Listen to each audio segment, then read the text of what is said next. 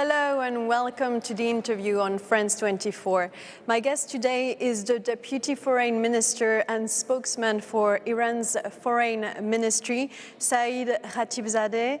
Hello and welcome to the show. Thank you for being with us. Hello and good to be with you. So you've announced, as has the Iranian Foreign Minister Hossein Amir Abdollahian, that you will resume the talks on your country's nuclear program in the near future. How soon will that be?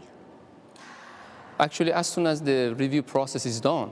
So we have started 2 review processes inside Iran after the new administration took office. The first review process was completed and concluded. We decided to announce that we are going to Vienna, definitely, and we are going to restart our negotiations with P4+1. The answer for the first process was yes, we are going to get back to Vienna. The second review process is not concluded yet. We are trying to review all the details of the Vienna talks, the 6 rounds which were actually conducted under the previous administration in Iran.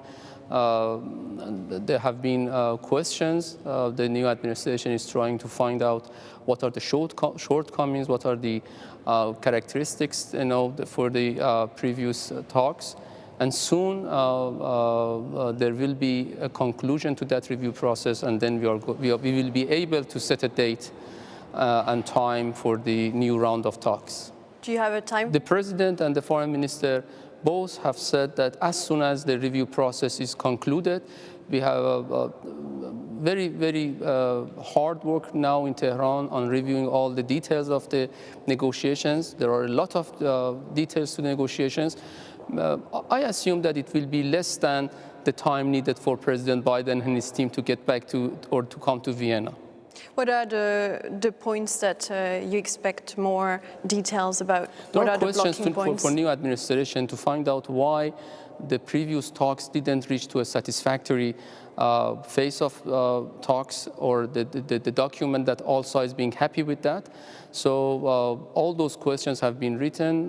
We are trying to find out also the issues that needs to be addressed properly in the upcoming talks. So which issues? What issues? The most important one is to removing all sanctions imposed after President Trump unilaterally withdrew from Iran's nuclear deal and imposed sanctions. You know that President Trump has added 800 new unilateral illegal sanctions on Iran, which needs to be all removed. This is the position that we have had from day one, and we are going to find out the way to effectively being sure that they will be removed. So that is your condition to return to the negotiating table, that the United States lift all their sanctions? There is no precondition for that. Actually, you have to know that Iran and P4+1 all are members of the JCPOA, Joint Comprehensive Plan of Action, or what has been known as Iran's nuclear deal.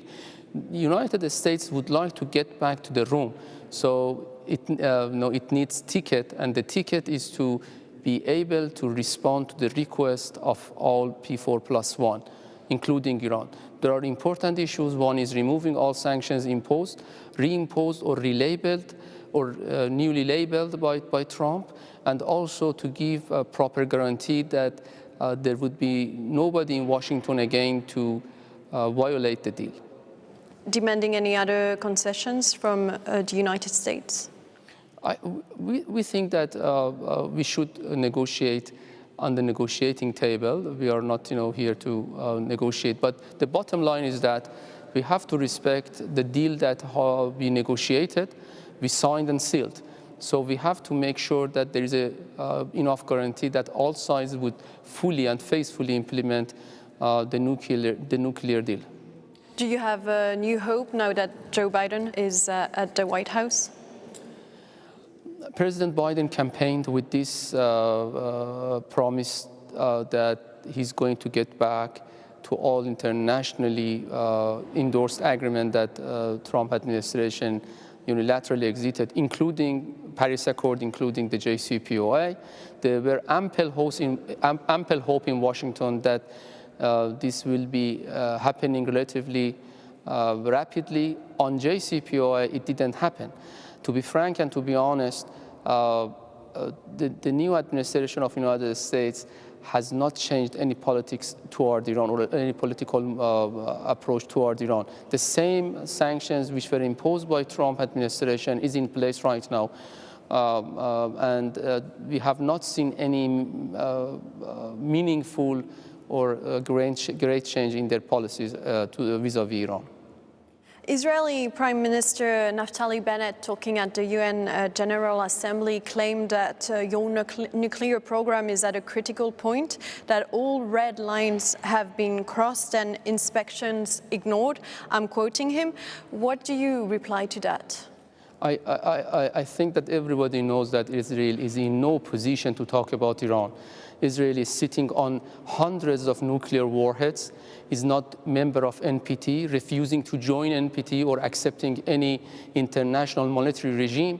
So as a regime which possesses hundreds of nuclear warheads, refusing to join non-proliferation treaty, not respecting Middle East free zone of weapons of mass destruction, and so on and so forth, the Israeli regime is in no position to talk about Iran, which is member of NPT, which is actually observing its rights and its commitments, and also 15 consecutive reports by IAEA as the sole and legitimate watchdog has approved that Iran fully and faithfully has implemented the nuclear deal.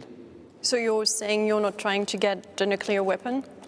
I say that Iran's peaceful nuclear activity is our right, and Israel, as the regime which possesses nuclear warheads, has no position to talk about Iran's peaceful nuclear activities. And by the way, as I said, Iran is member of NPT, meaning that not only nuclear weapon has no place in our doctrines and the military or defense doctrine, but also it means that Iran is trying to advocate non-proliferation around the globe. Iranian officials met recently with officials from Saudi Arabia. Are we going to see any changes on that side? Are you working towards restoring relations with Saudi Arabia? We have had a few rounds of talks in Baghdad with the help of our friends in Iraq. We have discussed different issues of mutual interest, bilateral issues, regional issues. We have ample hope that we are in positions to have frank and honest exchange with our friends in Saudi Arabia. I think that if there is a change, then there will be a good outcome out of these talks. Regarding Yemen, you've been blamed for backing up the Houthis. What do you reply to those claims? Yemen is a catastrophic situation. We are all observing, or we are seeing and witnessing a catastrophic situation right now in Yemen. There is a tragedy, humanitarian tragedy in Yemen because of Saudi war against Yemen, because of bombardment of this country, because of the total siege of Yemen. Yemenis, millions of Yemenis are demanding basic needs. So I think that everybody should help to solve the Yemeni crisis and the Yemeni issue. From day one, Iran has said that Yemeni problem has no military solution. So we have all to energize our bases to come up with a good political solution for the future of Yemen. What are you doing to help with the situation in Yemen?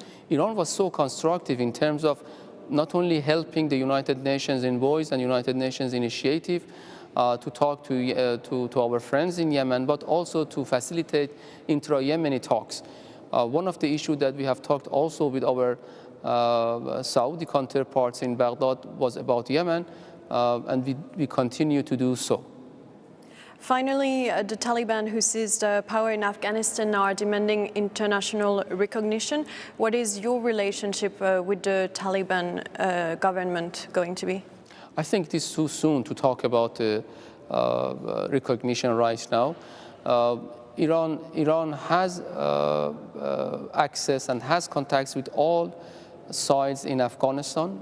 The most important thing is that the future of Afghanistan should actually secure an inclusive government. The future of Afghanistan should be based on the will of the people, an inclusive government which reflects the diversity of the people of Afghanistan would secure stability and peace in Afghanistan. And this is the most important things that we have to clarify for everybody and all the leaders in Afghanistan. Afghanistan should be free of any sort of extremism or any kind of terrorism. Afghanistan should be a party to regional arrangement and a good friend for everybody inside and outside the region. This is something that we have to work together to actually secure for the future of Afghanistan. You talk about extremism very quickly, very briefly. You share a border with Afghanistan. Do you have any fears? We have concerns. The history shows that if there is no a strong government in Afghanistan, if there is not an inclusive government in Afghanistan, if there is no participation of all parties inside Afghanistan, there would be huge concerns that, again, possibly extremism get back to Afghanistan. Thank you, Saeed Khatibzadeh, for being with us on the show. And thank you all for watching. Stay tuned for more news on France 24.